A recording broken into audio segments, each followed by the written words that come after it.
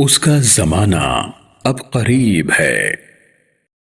عبد المطلب کی دعا قبول ہوئی۔ اللہ کریم نے انہیں 10 بیٹے عطا فرمائے۔ ان کی زندگی ہی میں ان کے بیٹے جوان ہو گئے۔ عبد المطلب نے اللہ کریم سے کیا گیا وعدہ پورا کرنے کے لیے اپنے بیٹوں کو بلایا اور انہیں اپنے وعدے کے بارے میں بتایا۔ تمام بیٹوں نے سعادت مندی کے ساتھ اپنے والد کا وعدہ پورا کرنے کا یقین دلایا۔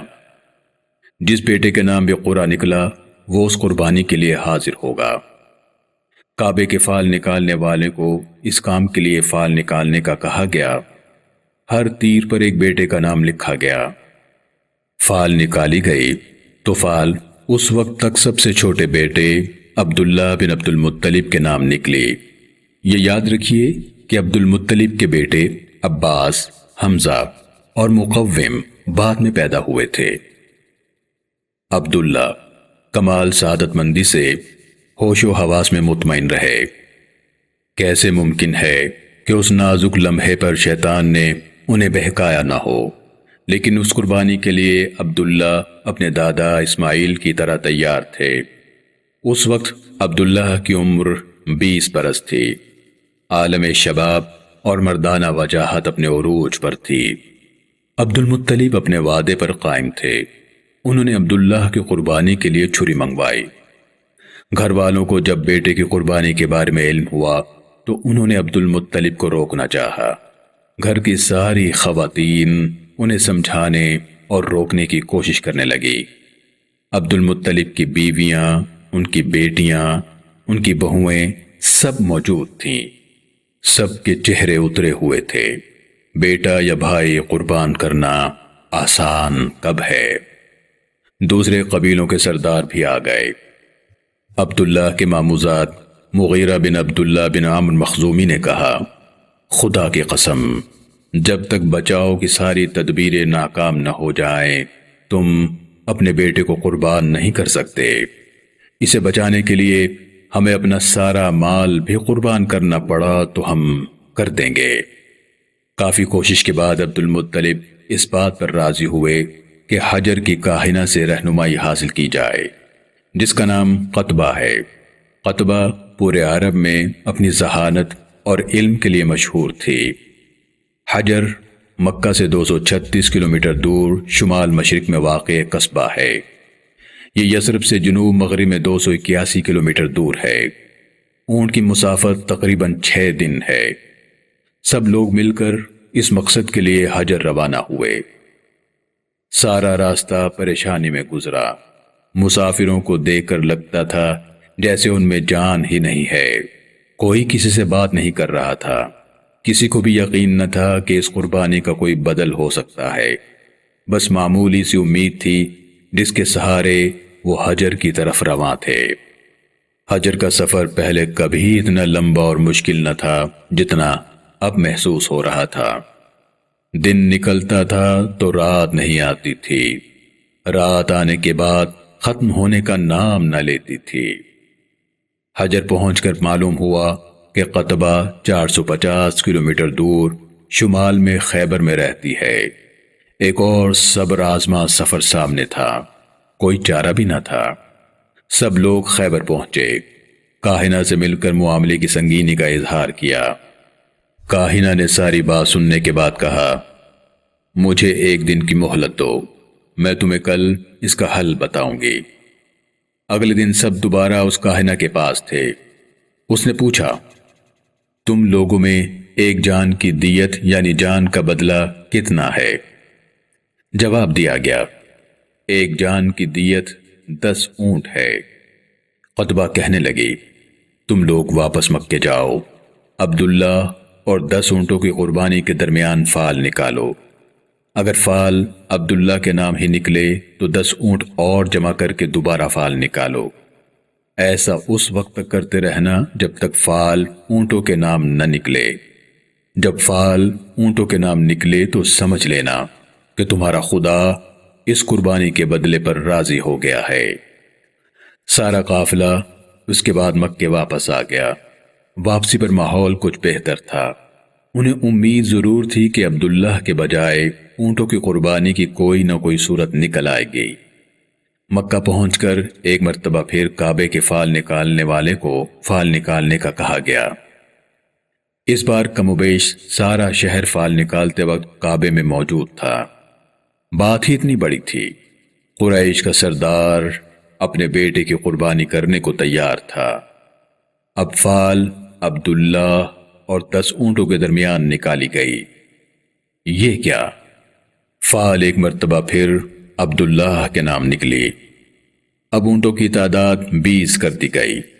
فال اب بھی اونٹوں کے بجائے عبداللہ کے نام نکلی۔ ہر مرتبہ 10 اونٹ بڑھائے جاتے رہے، یہاں تک کہ اب اونٹوں کی تعداد 100 ہو گئی، یعنی 10 جانوں کے برابر دیت ایک جان کے لیے۔ 100 اونٹ اور عبداللہ کے درمیان فال نکالی گئی۔ فال اب عبداللہ کے بجائے 100 اونٹوں کی قربانی پر نکلی۔ سارے شہر نے سکون کا سانس لیا، مکے میں جیسے خزانہ نکل آیا ہو۔ سب لوگ خوش ہو گئے۔ عبد المطلب کی تسلی نہ ہوئی، کہنے لگے 3 مرتبہ فال نکالو، اگر تینوں مرتبہ فال اونٹوں کی قربانی کے حق میں نکلی تو میں اس بات پر عمل کروں گا۔ سارے مجمع پر خاموشی چھا گئی۔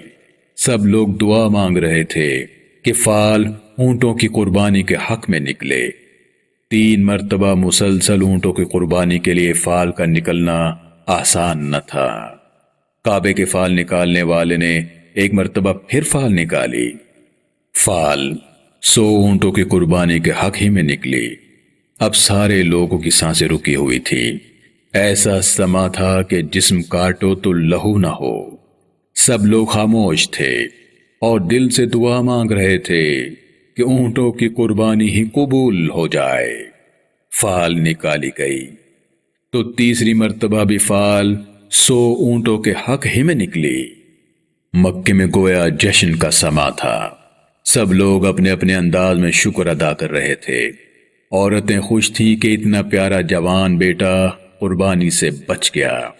مرد اس لیے خوش تھے کہ بنی ہاشم کا قبیلہ اسی عزت کے لائق تھا۔ عبد المطلب نے 100 اونٹ قربان کیے۔ اس وقت سے ایک جان کی دیت 100 اونٹ ہو گئی۔ انسانی جان کی قیمت میں 10 گنا اضافہ عبداللہ کے صدقے ہوا۔ 100 اونٹ قربان کیے گئے اور لوگوں کو دعوت عام دی گئی۔ عبد المطلب نے حکم جاری کیا کہ کسی کو نہ روکا جائے۔ دوست، دشمن، اپنا، پرایا، سبھی کو کھانا کھلایا جائے۔ آپ کے حکم کے مطابق جو جتنا چاہے گوشت ساتھ بھی لے جائے، یہاں تک کہ جانور آئیں تو انہیں بھی پیٹ بھر کر کھانا کھلایا جائے۔ اس واقعے کی وجہ سے عبداللہ پورے عرب میں مشہور ہو گئے۔ رسول اللہ کا فرمان ہے، میں 2 ذبیحوں یعنی اللہ کی راہ میں قربان کیے جانے والوں کی اولاد ہوں، یعنی اسماعیل اور عبداللہ۔ عبداللہ نہایت خوبصورت تھے۔ شرافت اور پاکیزگی آپ کے چہرے پر نمایاں تھی۔ آپ مکے کی ہر دل عزیز شخصیت تھے۔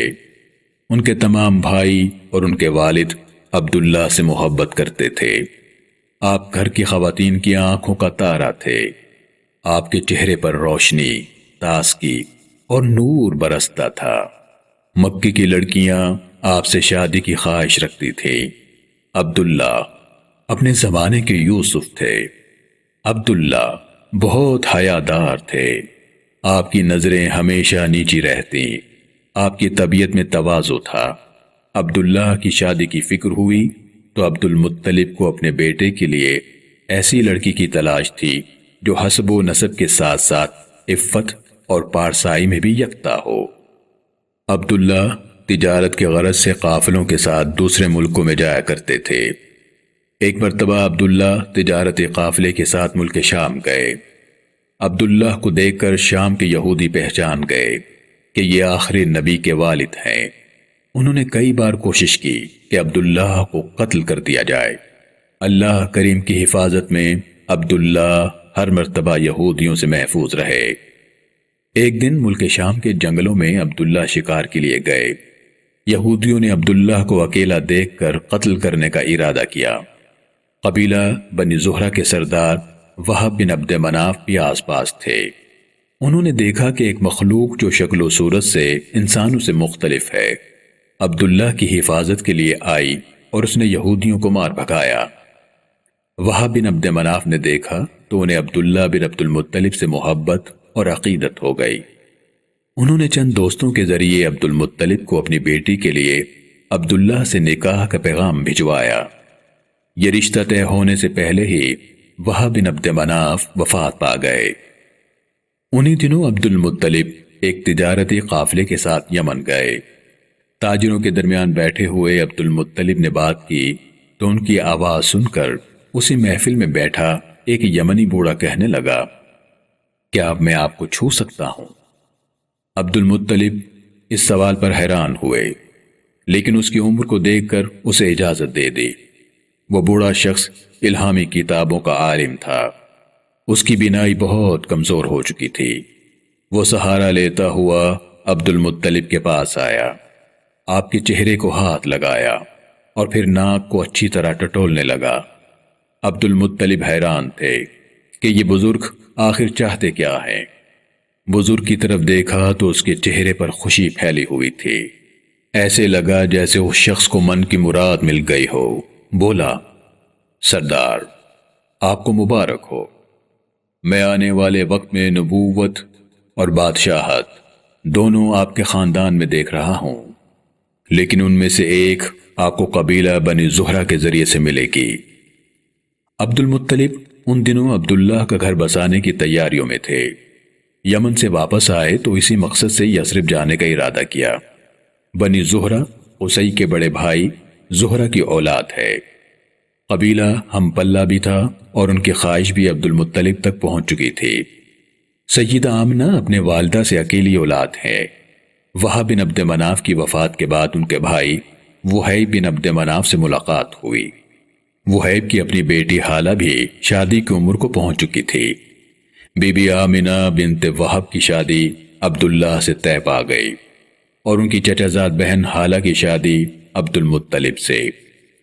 عرب کی تہذیب میں ہم یہ بیان کر چکے ہیں کہ عرب میں زیادہ شادیاں عام تھیں۔ دلہا اور دلہن کی عمر میں فرق ان کے لیے کوئی معنی نہیں رکھتا تھا۔ عبد المطلب دونوں رشتے طے کرنے کے بعد واپس مکہ روانہ ہوئے۔ شادی کے دن قریب آئے، بارات مکہ سے یثرب جانا تھی۔ عبداللہ دلہا بن گئے۔ وہ تو پہلے ہی بہت خوبصورت اور حیا والے تھے، اب ان کا چہرہ کوئی اور ہی منظر پیش کر رہا تھا۔ بارات مکے سے نکل رہی تھی کہ ورقہ بن نوفل کی بہن قتیلہ بن نوفل اپنے گھر کے باہر کھڑی تھی۔ قتیلہ بھی انجیل کی عالمہ تھی۔ ورقہ بن نوفل ان چند لوگوں میں سے تھے جو عیسائی تھے اور مکے میں رہتے تھے۔ ورقہ بن نوفل الہامی کتابوں کے عالم تھے۔ وہ آخری نبی کے آنے کا انتظار کیا کرتے تھے اور لوگوں کو بھی اس کے متعلق بتایا کرتے تھے۔ قتیلہ نے ان سے سن رکھا تھا کہ آخری نبی کا زمانہ بہت قریب ہے۔ اس نے عبداللہ کو اپنی طرف بلایا اور کہا، تم مجھ سے شادی کر لو، میں اتنے ہی اونٹ قربان کروں گی جتنے اونٹ عبد المطلب نے تمہارے لیے قربان کیے تھے۔ عبداللہ نے اس سے کہا، میرے والد یہ فیصلہ کر چکے ہیں اور میں شادی کے لیے ہی یثرب جا رہا ہوں۔ یثرب پہنچ کر عبد المطلب کا نکاح بی بی حالہ سے اور عبداللہ کا نکاح بی بی آمنہ سے کر دیا گیا۔ عبداللہ کی شادی سن 570 عیسوی میں ہوئی۔ اس زمانے اور خاندان کی روایت کے مطابق وہ 3 دن اپنے سسرال یثرب میں ہی رکے۔ اس کے بعد دونوں اپنی اپنی دلہن کے ساتھ مکے آ گئے۔ اب یہ گھر خوشیاں دیکھ بھی رہا تھا اور بانٹ بھی رہا تھا۔ شادی کے کچھ عرصے بعد عبداللہ کی دوبارہ قتیلہ بن نوفل سے ملاقات ہوئی۔ عبداللہ نے قتیلہ کو شادی کی پیشکش کی۔ قتیلہ نے انکار کر دیا۔ عبداللہ کے لیے یہ انکار حیرانی کا باعث تھا۔ وجہ پوچھی تو قتیلہ نے کہا، جس دن میں نے تمہیں شادی کی درخواست کی تھی اس دن تمہاری جبیں پر چمک، چہرے پر نور اور کشش تھی جو اب باقی نہ رہی۔ میری ساری خواہش اس خوش نصیبی کے لیے تھی۔ عبداللہ تجارتی سفر پر فلسطین چلے گئے۔ عبداللہ ملک شام سے واپسی پر بصرہ سے دومت الجندل تیمہ اور خیبر سے ہوتے ہوئے یثرب پہنچے، جہاں عبداللہ بیمار ہو گئے۔ آپ اپنی دادی سلمہ بنت عمرو کے خاندان بنی نجار کے پاس علاج اور آرام کے لیے رک گئے۔ باقی قافلہ مکے لوٹ آیا۔ قافلے والوں نے عبد المطلب کو عبداللہ کی بیماری کے متعلق بتایا۔ عبد المطلب نے بڑے بیٹے حارث کو یثرب بھیجا کہ وہ اپنے چھوٹے بھائی کو مکے لے کر آئیں۔ یثرب پہنچ کر انہیں پتہ چلا کہ عبداللہ اس جہان فانی سے کوچ کر چکے ہیں۔ عبداللہ کو نابغہ کے گھر میں دفن کر دیا گیا۔ نابغہ بنی عدی بن نجار کے فرد تھے۔ عبداللہ نے 25 سال کی عمر میں وفات پائی۔ یہ خبر بی بی آمنہ کے لیے قیامت سے کم نہ تھی۔ ابھی تو ان کی شادی کو چند مہینے ہی گزرے تھے۔ ان کے لیے زندگی تو ابھی شروع ہی ہوئی تھی۔ انہوں نے کتنے خواب دیکھے تھے، لیکن قدرت کو کچھ اور ہی منظور تھا۔ بی بی آمنہ کے لیے اب زندگی آسان نہ تھی۔ بی بی آمنہ نے عبداللہ کی وفات پر مرثیہ کہا، جو یوں ہے: بطحا کی آغوش ہاشم کے بیٹے سے خالی ہو گئی، وہ سسکیوں اور آہوں کے درمیان ایک قبر میں آسودہ خواب ہو گیا۔ انہیں موت نے آواز دی اور انہوں نے اس آواز پر لبیک کہا۔ اب موت نے لوگوں میں ابن ہاشم جیسا کوئی انسان نہ چھوڑا۔ کیسی غمزدہ تھی وہ شام جب انہیں اٹھا کر لے جایا جا رہا تھا۔ اگر موت نے ان کا جسم ختم کر دیا تو کیا ہوا؟ ان کے کردار کے نقوش مٹائے نہیں جا سکتے۔ وہ بہت عقل مند اور رحم دل انسان تھے۔ یوں آدم علیہ السلام سے چلنے والی امانت عبداللہ سے ہوتی ہوئی بی بی آمنہ کے سپرد ہو چکی تھی۔ اگر بی بی آمنہ کے لیے زندگی میں کوئی امید باقی تھی تو یہی امانت جس کا ظہور ابھی ہونا تھا۔ بی بی آمنہ جوانی ہی میں بیوہ ہو گئی۔ عبداللہ کی وراثت میں صرف 5 اونٹ، بکریوں کا ریوڑ اور ایک کنیز تھی جس کا نام برکہ بنت ثعلبہ ہے۔ بی بی آمنہ نے ایک رات خواب دیکھا جس میں انہیں ہدایت کی گئی کہ تمہارے گھر بیٹا پیدا ہوگا، اس کا نام احمد رکھنا۔ ایک روایت کے مطابق بی بی آمنہ کو خواب میں بتایا گیا کہ آپ اس امت کے سردار کی والدہ ہیں۔ بی بی آمنہ بیان کرتی ہیں، میرے لیے یہ سارا وقت بہت آسان تھا۔ نہ تو مجھے کوئی بوجھ محسوس ہوتا تھا، نہ ہی کوئی اور تکلیف۔ مکے میں کئی سالوں سے سخت قحط سالی تھی۔ جس سال رسول اللہ پیدا ہوئے خوشحالی کا دور آ گیا۔ صورتحال مکمل تبدیل ہو گئی۔ جگہ جگہ ہریالی ہو گئی۔ درختوں پر پھل پہلے سالوں کی نسبت کہیں زیادہ تھے۔